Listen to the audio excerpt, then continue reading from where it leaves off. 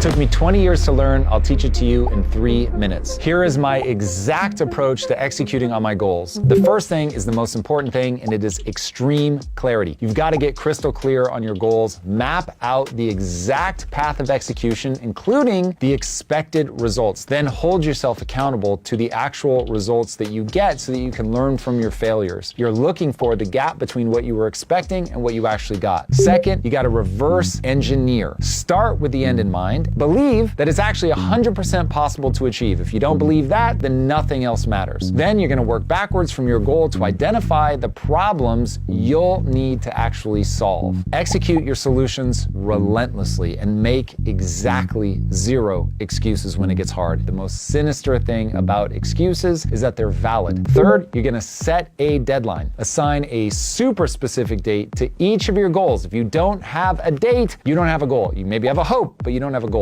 Then you want to make sure that you hit your deadlines. No excuses, only you to blame, all 10 fingers of responsibility back at yourself. You're going to build your identity around being an unrelenting problem solver that never gives up. Fourth, you're going to create a to-do list. Break your goals down into distinct, measurable, actionable steps. You've got to break everything down into very discrete parts that you can take action on. Nothing can be vague. It has to be a thing that you can actually do. Put everything in priority order based on the level of impact, degree of confidence you have that it's going to work, and how easy it will be. It's known as the ICE method. Impact, confidence, and ease. Execute and learn.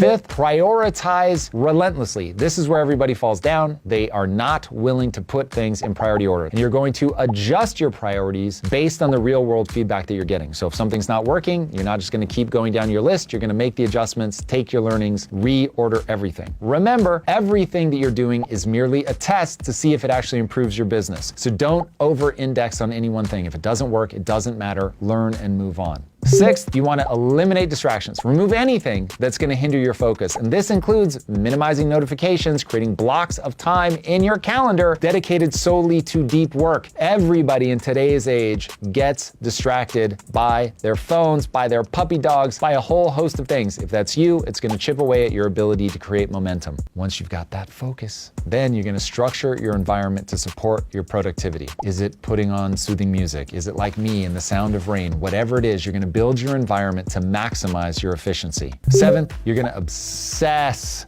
over the data. Obsess over the data. If you're not steering by data, you are driving blindly. Data needs to drive decisions. Every initiative should have an expected result before you begin. And if you're not doing that, then you're going to act like whatever happens is exactly what you were predicting, and it's not. Mark it down before you begin. And then remember, if you don't hit it, you need to reassess your strategy. Figure out why it's broken. Why weren't you able to predict the outcome? Pivot as often as necessary to achieve your goals. Do not get stuck in a rut. If you need to change because the things you're trying are not working, that's absolutely fine. Just be honest about what the data is showing, because the data will make everything clear if you have the courage to look at it. Most people want the data to tell a positive story about their level of intellect, and they don't pay attention to all the things that are going wrong. 8, get shit done. Act with urgency and have an obsession for progress. Relentlessly pursue your goals with a no excuses mentality. Don't quit. Remember, ultimately, ideas are meaningless. The only thing that matters is execution. 9,